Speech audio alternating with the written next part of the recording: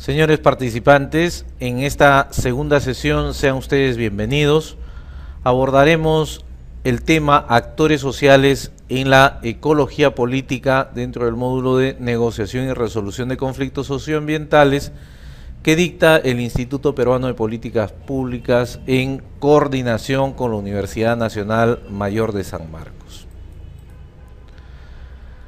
Sobre el tópico que tratamos hoy, tomamos como un concepto base el gobierno y la gobernanza. Ustedes pueden advertir que para Joseph Bales se entiende por gobernación o gobierno como la capacidad de autocoordinación propia de redes constituidas por una variada constelación de organizaciones y entidades públicas y privadas, estatales y transestatales, es decir, la capacidad de autocoordinación que la propia sociedad tiene. Esto no depende de instituciones o reglas formales, sino que brota de un ajuste continuo entre sujetos colectivos e individuos de todo tipo. De otra parte, podemos definir la gobernación como la coordinación, que nace de la interacción constante entre actores políticos, económicos y sociales, sea de la esfera pública o privada, cuyo objeto es resolver colectivamente los problemas que enfrenta cada sociedad. Entonces, estamos dando cuenta de que el gobierno debe ser asumido del modo más amplio, participativo y que finalmente termina involucrando a los múltiples actores, sean estos los que toman formalmente las decisiones o aquellos que van a participar en su formación e inclusive desde la capacidad que tienen o la situación que ostentan para percibir las acciones del gobierno. Por otro lado, Koyman nos dice que la gobernación se entiende como las intervenciones orientadas a metas, obviamente de actores políticos y sociales, con la intención de crear una pauta de interacción más o menos estable y predecible dentro de un sistema político que será tanto más posible cuanto más acorde con los deseos u objetivos de los actores intervinientes sea. Aquí entonces podemos advertir la pertinencia que guarda la intervención del actor político respecto de los objetivos, respecto de las necesidades también que deben ser predecibles. El esfuerzo por entender el gobierno nos hace pensar en la predictibilidad de la política pública a través de todas las expresiones formales que ésta tiene. Por otro lado, la gobernanza es vista ya sea en la lógica de José Valles como la estructura que asume un sistema social y político a consecuencia del esfuerzo y las intervenciones practicadas por los distintos actores presentes en él. En esta configuración, ningún actor desempeña un papel de primer plano, sino que se producen numerosas interacciones entre la pluralidad de actores. Aquí entonces estamos asumiendo el hecho de la presencia de una estructura en el sistema social que es consecuencia de las intervenciones, de las múltiples intervenciones de los actores en su pluralidad. Un aspecto adicional podemos referirnos a la gobernanza en la perspectiva del PNUD, quien grafica este concepto como el marco de reglas, instituciones y prácticas establecidas que sientan los límites y los incentivos para el comportamiento de los individuos, las organizaciones y las empresas. Visto así, entonces, estas regulaciones tienden a ser descritas en la lógica del PNUD como la gobernanza. A ellas se avienen los individuos, las organizaciones y las empresas. Si entendiéramos en sumo todos estos esfuerzos por conceptualizar, podríamos arribar al criterio de que la gobernanza ciertamente implica las reglas de juego. A partir de estas reglas de juego se van a fijar los linderos, los límites, los incentivos, así como las sanciones que permiten darle coherencia y constitución al sistema político. Y este ciertamente surge como resultado de la interacción de todos los actores que intervienen en el factor o en el sistema político, económico, sociales y culturales, intentando utilizar estas reglas de acuerdo con sus propios objetivos e intereses. Esto es relevante porque a partir de ello describimos o identificamos conductas asociadas a necesidades, intereses y demandas que van a ser trasladadas dentro del sistema al núcleo de toma de decisiones, pero que igualmente tienen todo un tratamiento, un procesamiento que se transformará en decisiones y a partir de sus consecuencias o la visibilidad de estas posiciones tendremos siempre cercana la posibilidad de hacer el ajuste de acciones o de medidas o de pautas en el sistema, lo que para los sistémicos norteamericanos se puede denominar el feedback. Bien, visto esto, entonces los criterios de gobernabilidad van a puntualizarse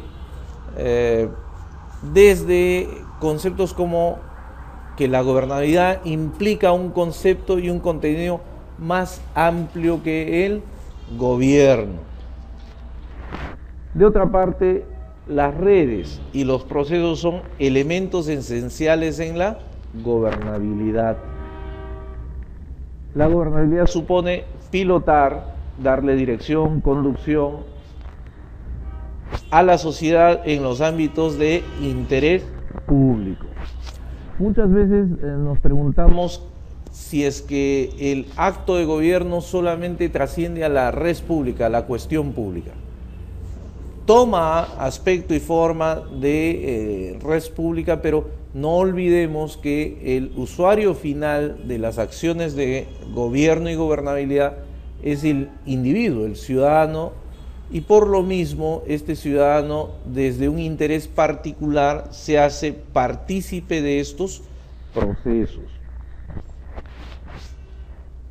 En otro plano, los medios de comunicación pueden jugar un papel determinante en la gobernabilidad.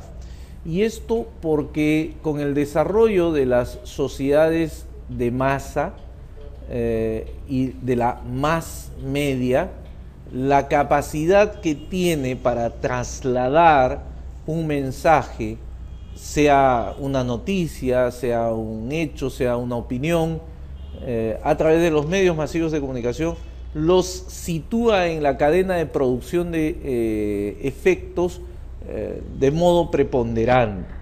Algunos han querido advertir en el desempeño de los medios de comunicación como un poder fáctico, por la capacidad que tiene esta de intervenir y a veces agendar el sistema político, poner la coyuntura en juego y a veces en competencia para afectar la propia estructura del sistema. La gobernabilidad ciertamente no se refiere solo a las instituciones, aunque estas son muy importantes, ¿no? La gobernabilidad implica también procesos y procedimientos, ¿no?, que van a ir siendo implementados desde la gestión propiamente dicha. La gobernabilidad como sistema implica entonces interconexiones y flujos variados de información, de decisión, etc. Bajo esa perspectiva, la gobernabilidad tiene una importante dimensión no solo a nivel internacional, no solo a nivel nacional, sino también internacional. Entendido esto a partir de asumir un ámbito interno del sistema político, pero también un ámbito externo, y la relación que hay entre estos y aquellos, entre el ámbito externo y el ámbito interno. Entonces, esta comunicación, que bien puede ser entendida como los inputs o outputs al sistema, tiene también una dimensión que se expresa en el plano de lo internacional y relaciona muy bien lo anteriormente dicho puntualmente.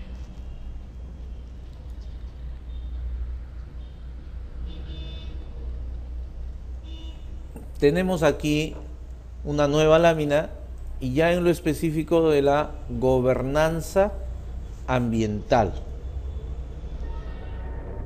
En la gobernanza ambiental debemos reconocer algunos elementos constituyentes y también algunos de los indicadores.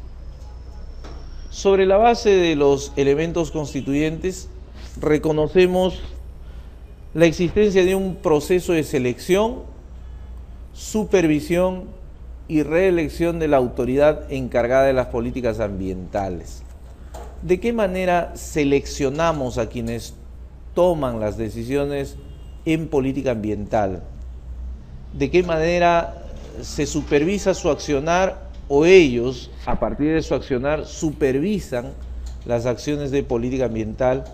¿Y cómo elegimos y hasta cómo reelegimos, cómo le damos formalidad, legitimidad y legalidad a la autoridad encargada de las políticas ambientales? De otro lado está el respeto de los ciudadanos y del Estado a las instituciones que rigen su interacción con la formulación y propuestas ambientales. Cuando hablamos de las relaciones entre los individuos y el Estado, a veces cometemos el error, el grueso imaginario de que el Estado, este ente colosal, draconiano, impone sus condiciones al individuo indefenso, al actor desprovisto de otras capacidades. Y es justamente esto lo que debemos evitar. La correcta relación entre el ciudadano y aquella institución que lo organiza y lo representa, llámese el Estado, es una condición básica para asegurar la correcta gestión de estas propuestas de política ambiental. Más aún si sabemos de que es el ciudadano quien directamente percibe la modificación o los efectos de haber regulado las políticas ambientales a partir de la cautela o de los hechos de potenciar alguna acción referida al manejo ambiental. Asimismo, tenemos otro aspecto que refiere la capacidad de formular e implementar políticas adecuadas en materia ambiental, sostenible y de uso racional.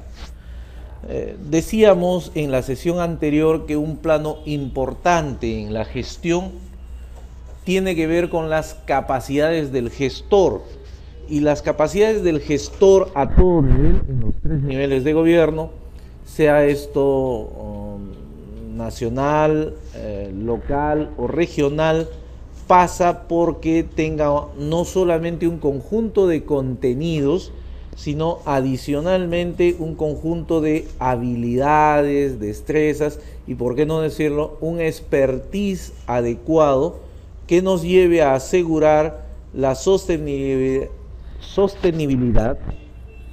y uso racional de estas políticas en materia ambiental. Por otro lado, en cuanto a los indicadores, tenemos la voz y responsabilidad. Por voz entendamos la capacidad que tiene el actor para hacerse oír y la legitimidad que su opinión alcance, así como la responsabilidad que ello involucra. Por otro lado, la estabilidad política. En un clima de permanente zozobra, en un clima de avances y retrocesos, es poco lo que puede aportarse en política ambiental, toda vez que si no tenemos patrones estables, si la norma no es previsible, visible, pública, pero además no orienta de modo estable el usuario o el beneficiario o el administrado, como quiera conocérsele, pues tiene una gran dificultad para poder comprender estos procesos, incorporarse y participar en ellos. Entonces, la estabilidad política es una condición importante para asegurar la eficacia gubernamental. Y este es otro indicador que subrayamos por cuanto un Estado que no es eficaz, un Estado que no es eficiente, un Estado que no es efectivo en su tarea fundamental, que es la de gobierno, difícilmente puede conducir asertivamente sus procesos. La capacidad de eficacia gubernamental que podemos tener como Estado en sus tres niveles de gobierno asegura planos de legitimidad. La precariedad del Estado muchas veces aporta a los conflictos a partir de una débil institucionalidad y a partir de una débil legitimidad en el entendido de su relación con el ciudadano. Por otro lado, no solamente debe tener una posibilidad de regular, debe además tener una calidad regulatoria. ¿Cómo aseguramos la calidad de la regulación? Entiéndase por esto la pertinencia entre lo que estamos regulando y el modo más propio, más adecuado de regularlo. Se dice de que en el país el principal órgano formalmente legislativo es el poder legislativo. Sin embargo, la mayor producción de normas está del lado del ejecutivo. Pero ¿cómo aseguramos calidad? Ciertamente podemos encontrar un conjunto amplio de normas orientadas, pero si estas no guardan coherencia, si no son pertinentes en el tiempo, si estas no son producto de procesos en el cual está presente el análisis costo-beneficio, los análisis de impacto, etcétera, etcétera, allí estamos en vacíos y en déficit. Obviamente esto se regula o se relaciona directamente con el Estado de Derecho. El Estado de Derecho que presupone el imperio de la ley. Y como tal, el esfuerzo que hacen no solo las instituciones, sino también los ciudadanos por someterse a los alcances de la ley, entendiendo de que es la ley la que garantiza el correcto uso de la justicia, ¿no? O para ir un poco más en profundidad, un Estado de Derecho que debe garantizar la igualdad ante la ley, pero también, y allí donde es necesario, establecer la equidad para romper esta igualdad en un sentido de discriminación positiva.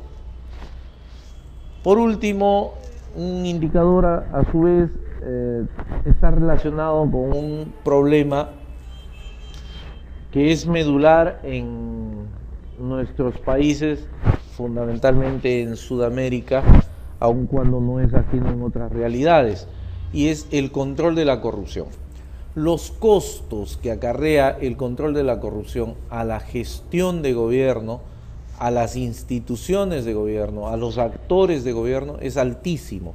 Por lo tanto, en la medida en que impacta a estas instituciones y a estos actores tomadores de decisión, termina también impactando en el conjunto de la sociedad y por lo mismo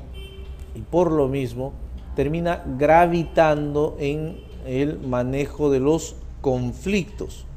Muchas veces hemos oído de que un proyecto no tiene las suficientes condiciones o no se ajusta a las regulaciones medioambientales, y esto porque se dispensó de un estudio o se obvió el requerimiento de tal o cual factor, y se presume que allí o no hay el suficiente expertise, no hay la calidad regulatoria en la norma o en la evaluación del proyecto, o sencillamente pudiera estar produciéndose un acto de corrupción.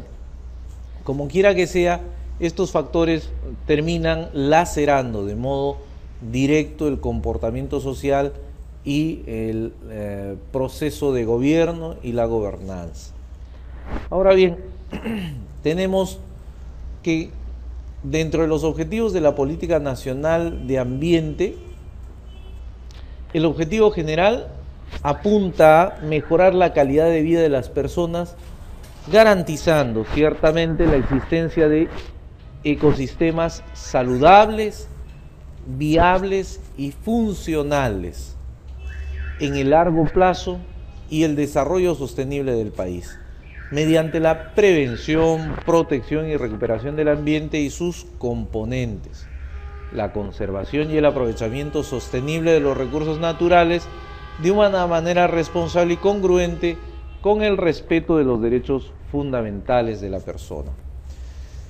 Siempre sí nos situamos en el sentido teleológico del legislador, y la interpretación teleológica que podemos darle a este objetivo es garantizar el desarrollo en los derechos fundamentales de la persona, y esto es a tener una vida, pero no solamente una vida, sino una vida adecuada, sana, donde aprovecha sus recursos disponibles, donde protege su ámbito de realización y donde prospecta o proyecta una calidad de vida sostenible en el tiempo.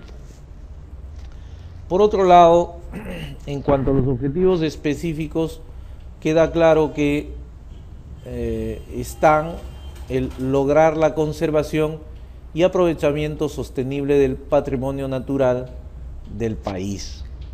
Sin una protección al patrimonio natural del país, no hay aprovechamiento sostenible, no hay aprovechamiento racional que pueda eventualmente ser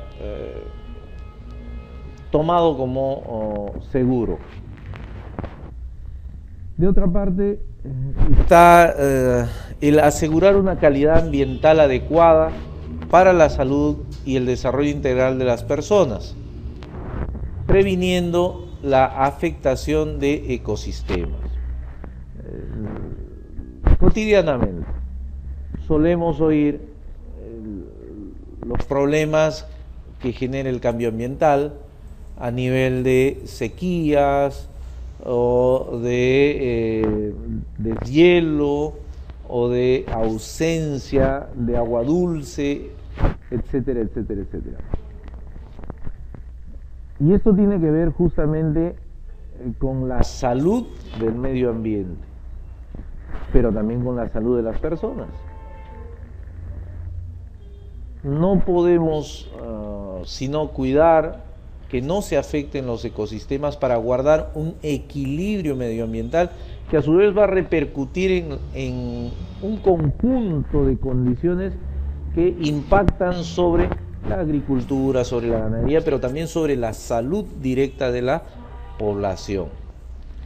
De otra parte, consolidar la gobernanza ambiental y el Sistema Nacional de Gestión Ambiental a nivel nacional, regional y local es un objetivo específico.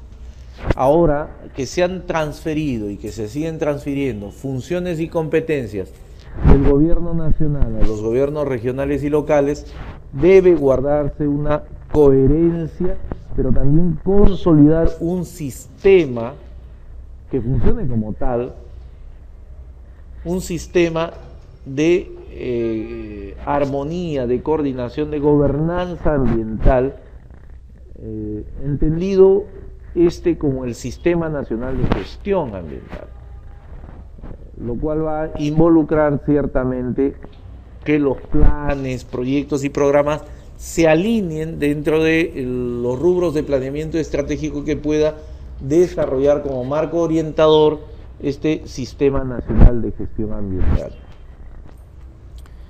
En otro plano, alcanzar un alto grado de conciencia y cultura ambiental en el país con la activa participación ciudadana de manera informada y consciente.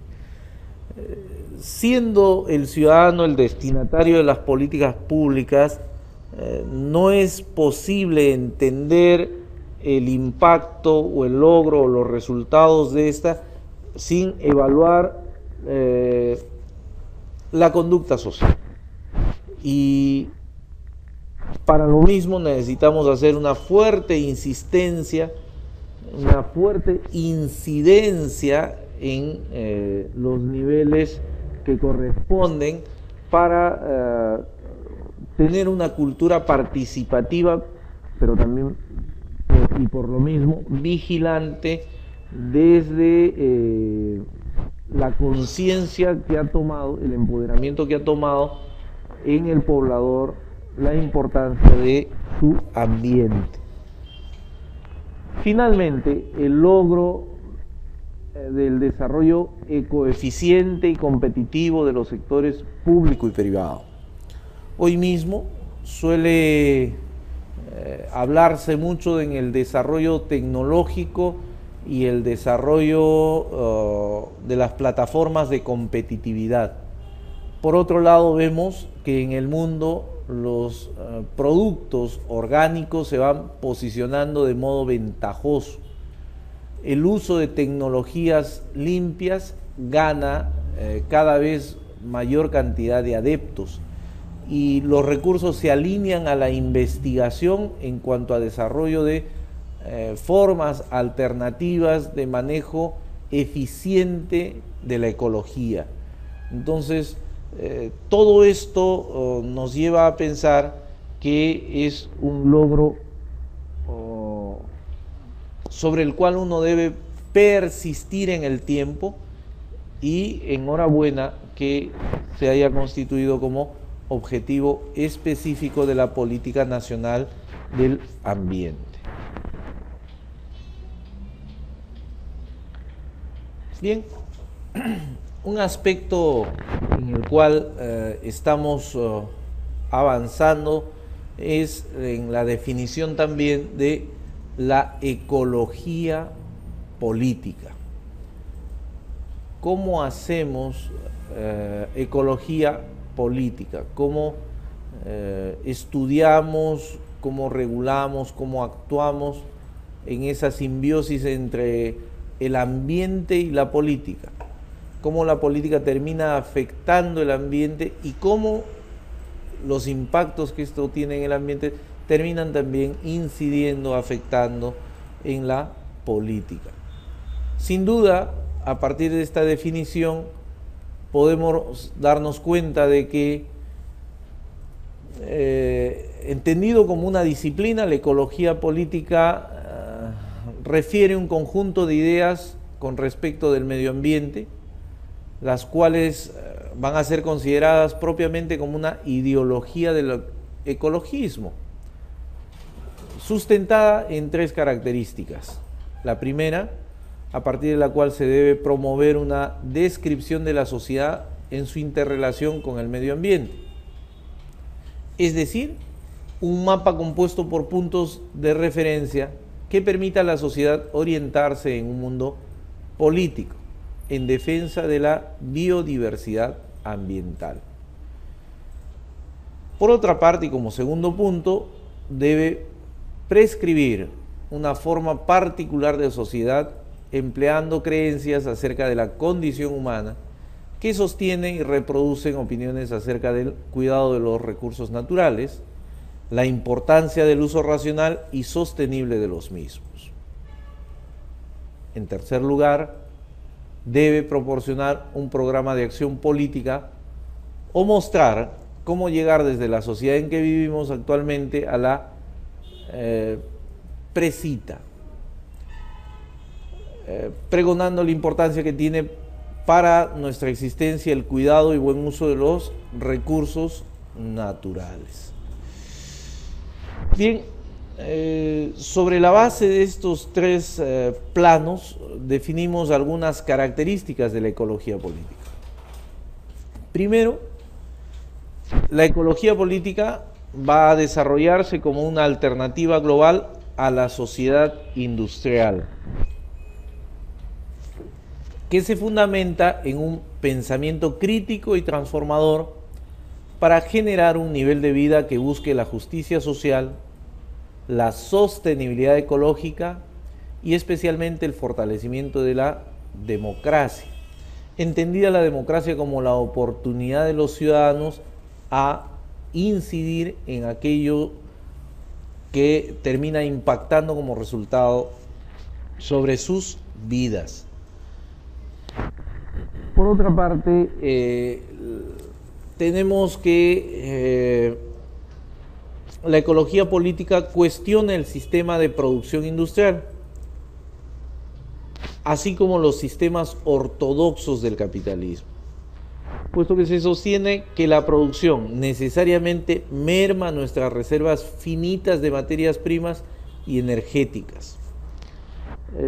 Esto en la lógica o en el entendido de la explotación básicamente extractiva y transformadora, pero no generatriz, irracional en muchos casos, ¿no? Sin embargo, hay orientaciones también de política a partir de la cual la propia industria genera su materia prima, ¿no? Y lo administra ecoeficientemente, ¿no?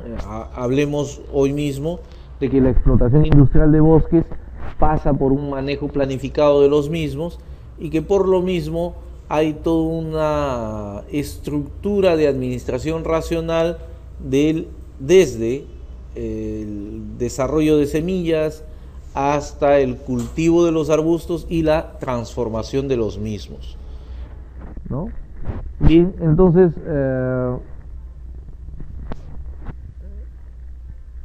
no podemos saturar la capacidad de los ecosistemas con desperdicios que resultan de los procesos productivos y extractivos.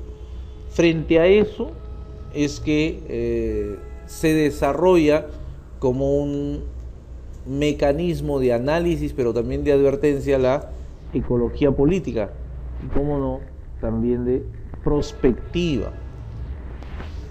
El paso de la ecología como ciencia al pensamiento de la ecología como política implica una serie de cuestionamientos vitales para vivir en una sociedad con armonía y cohesión, así como también con el respeto a la naturaleza, entendido esto como nuestra única casa.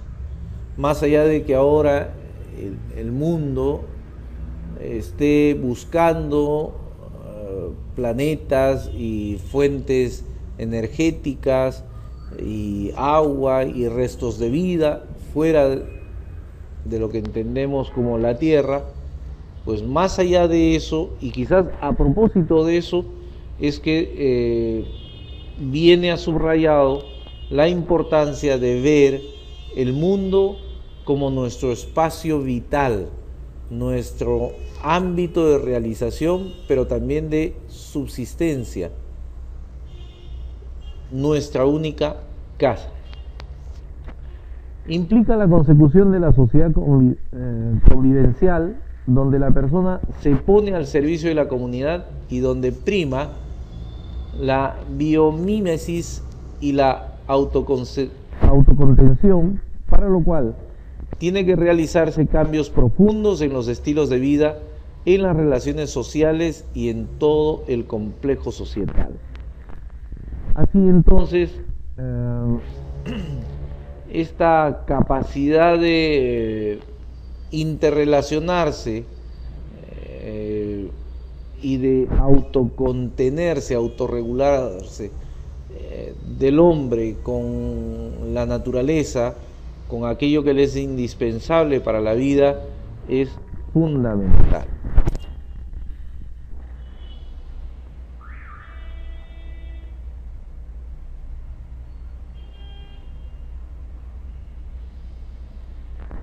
Bien, ahora debemos hablar de la identificación de los actores sociales.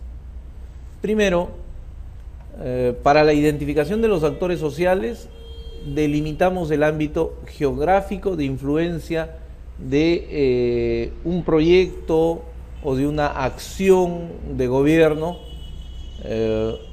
Por lo mismo, se debe pensar no solo en el o los emplazamientos primarios del proyecto, sino también en todas las instalaciones conexas. Entiéndase como zonas de impacto secundario o de amortiguamiento, etcétera, ¿no? Estas otras instalaciones que convergen a un mismo hecho. Por otro lado, una vez establecida la zona de influencia de la acción, entiéndase del proyecto, se determina quiénes podrían verse afectados por la puesta en marcha y de qué modo. Levantar una línea de base, levantar una información de posibles afectados, análisis de riesgos, identificación de actores es fundamental, porque sobre la base de eso se debe planificar las acciones futuras. No podemos intervenir y luego reparar en quiénes están siendo afectados y de qué modo están siendo afectados. No, hay que hacer una política preventiva y para esto es importante una identificación previa. Por otro lado, estamos por elaborar un mapa de esfera de la zona de influencia del proyecto. Establecemos el radio en la zona de influencia del proyecto, en donde se señale de forma directa el uso de la tierra, las emisiones atmosféricas, el impacto del uso de agua, el movimiento de tierras, en fin, la posible variación climática, si vamos a afectar el hábitat de alguna especie, cómo esto cambia o impacta en el cambio climático de la zona, etcétera, etcétera, etcétera. Hay un conjunto de aspectos que uno debe prever y por lo mismo graficarlos en su real dimensión de acuerdo a este mapa. En función al mapa, entonces, la empresa o el responsable del proyecto, que puede ser perfectamente el Estado, debe establecer un orden de prioridades para las consultas a los actores sociales. No es lo mismo que alguien llegue a tu casa y que empiece a modificar tu casa y luego te pregunte, a que llegue a tu casa, te pregunte cómo debe modificarse, cuál es tu idea, te explique los pros y los contras y vaya tomando las decisiones más racionales contigo.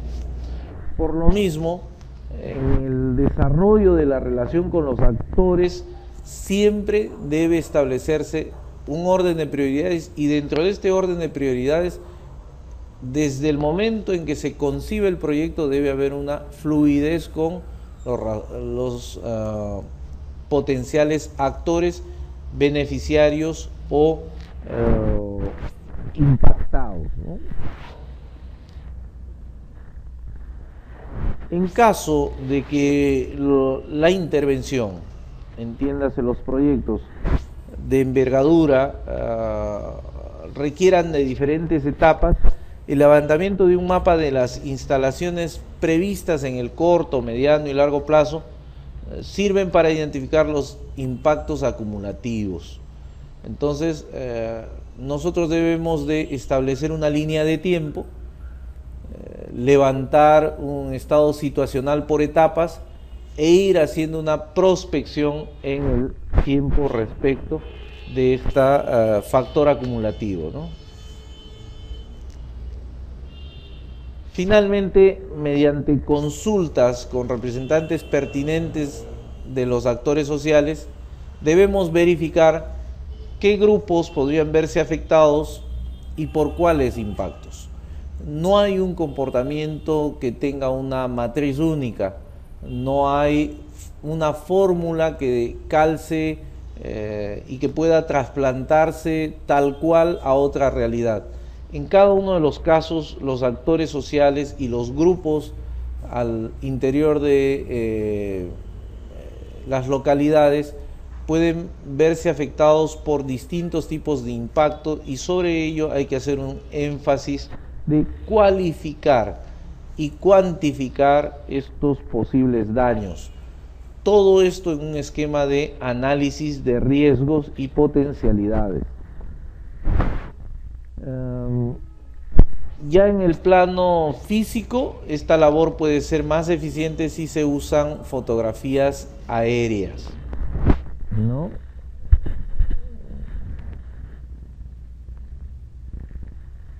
Por último, en algunos casos la oposición más explícita la constituyen agentes no involucrados directamente o negativamente con el proyecto, para lo cual es necesario identificarlos previamente mediante sus intereses o aspiraciones.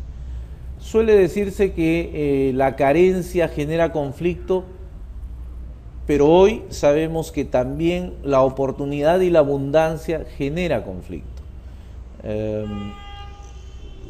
Las capacidades para administrar el bienestar no siempre son las óptimas, y la posibilidad del bienestar levanta expectativas no solo en la zona directamente impactada o directamente involucrada, sino en aquella que es circunvecina o que comparte extensiones o que es parte de un mismo corredor, sea económico, etcétera, etcétera, ¿no? Por lo mismo, entonces, conviene siempre tener presente esto y sistematizar la información adecuadamente en una matriz por cada uno de los actores.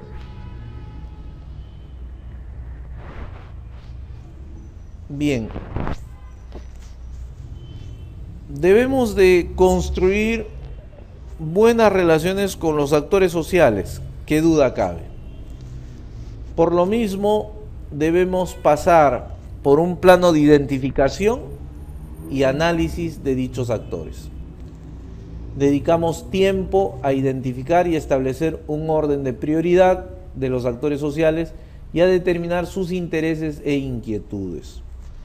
Hay quienes pueden considerar esta etapa como un tiempo muerto, y de hacerlo cometen un error grosero, porque si no tenemos información previa podemos estar caminando sobre arenas movedizas.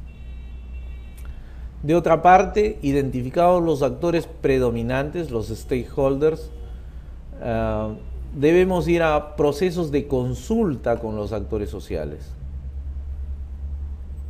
¿Con qué sentido?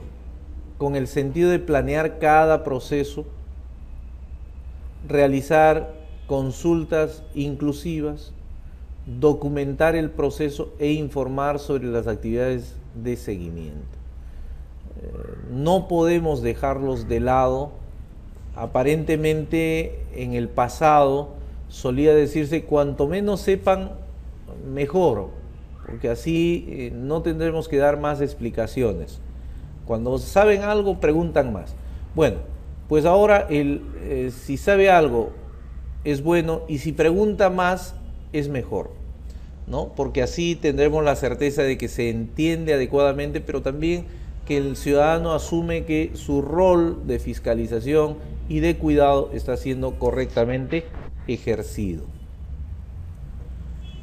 En cuanto a la gestión de las reclamaciones, debemos establecer medios accesibles y adecuados para que los actores sociales puedan exponer sus inquietudes y reclamaciones acerca del proyecto o de la intervención a lo largo de toda su existencia.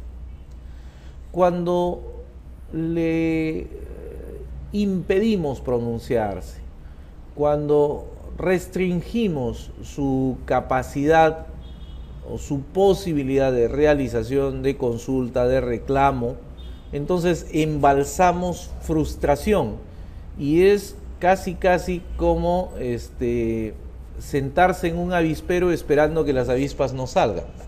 Al final todos conocemos lo dolorosa que puede ser esa experiencia, ¿no?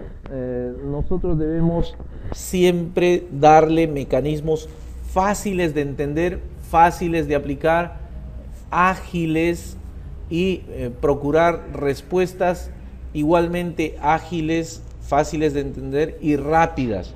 Los procesos de transparentar, de visibilizar las acciones en la intervención son básicas para darle confiabilidad a los procesos. Por otro lado, tenemos la negociación con las asociaciones. Cuando se trate de cuestiones controvertidas y complejas, debemos entablar negociaciones de buena fe que satisfagan los intereses de todas las partes. Es cierto que si nosotros tratamos de dividir en partes iguales, probablemente nos estemos creyendo la posibilidad de que con eso resolvemos los conflictos. Y es un plano equivocado porque, primero, partiendo de que los intereses y el nivel de satisfacción de los intereses no guarda proporcionalidad entre sí necesariamente. Debemos siempre indagar más que en proporciones en la satisfacción de los intereses en el sentido estricto. Hay actores cuyo nivel de demanda es mucho más pequeño y por lo tanto su satisfacción pueda ser mucho más inmediata, o sin que esto sea una regla, eventualmente también puede hacer que lo que aparentemente es más sencillo en la práctica termine siendo mucho más complejo de materializar. Por lo mismo hay que abocarse en los procesos de negociación a diferenciar entre las posiciones e intereses reales.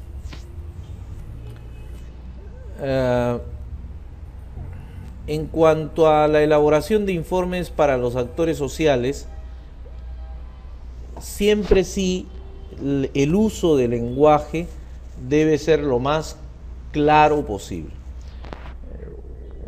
Evitemos los eufemismos, evitemos maquillar con las palabras las situaciones y por lo tanto debemos de informar a los actores sociales con la mayor claridad posible y acercar el desempeño ambiental, social y económico del proyecto al conocimiento de aquellos que operan el proceso, pero también de aquellos que van a ser impactados por el desarrollo del proceso. En cuanto a las funciones de gestión, debemos crear y mantener en el órgano que interviene, sea la empresa o el Estado, suficiente capacidad para manejar las relaciones con los actores sociales, haciendo un seguimiento de los compromisos contraídos e informar sobre los progresos realizados.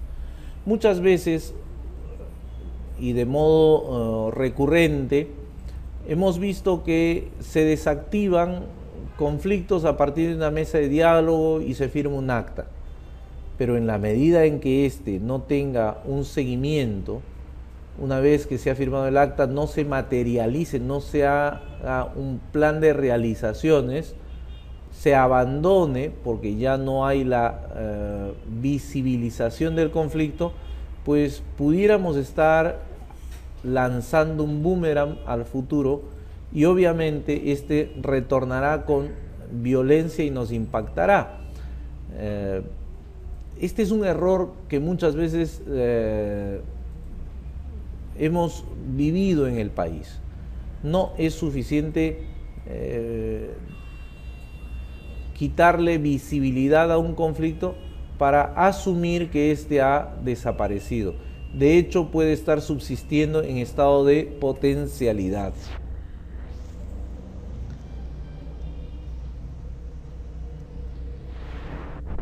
En cuanto a la participación de los actores sociales, estos comprometen la participación tanto de individuos como de grupos, inclusive instituciones, ya sea que están siendo directamente afectados por el proyecto o no.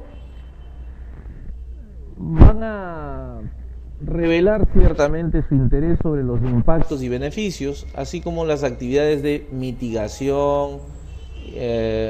Probablemente para ello ellos guarden la expectativa de una garantía recurriendo a niveles de expertos en los casos que puedan considerarlo.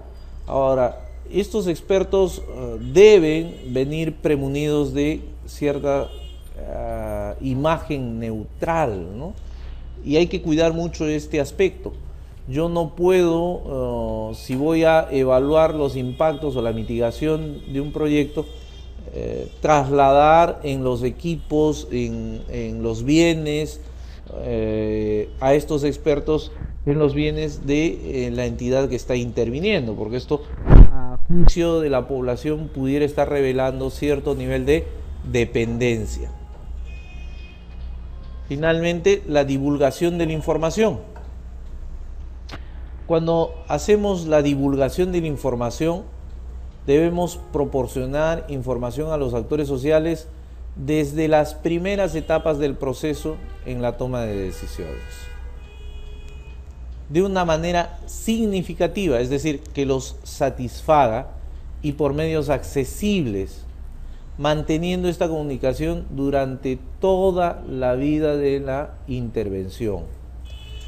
No podemos interrumpir, no podemos pensar que como ya te di una respuesta hoy, ya no tengo la obligación mañana o pasado.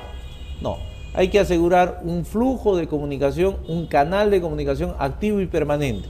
Es la mejor manera de prevenir, pero también de atender un conflicto. Señores participantes, hasta aquí hemos llegado con la segunda sesión en el módulo de negociación y resolución de conflictos socioambientales. La próxima sesión abordaremos los movimientos sociales en los conflictos socioambientales. Por su atención, muchas gracias.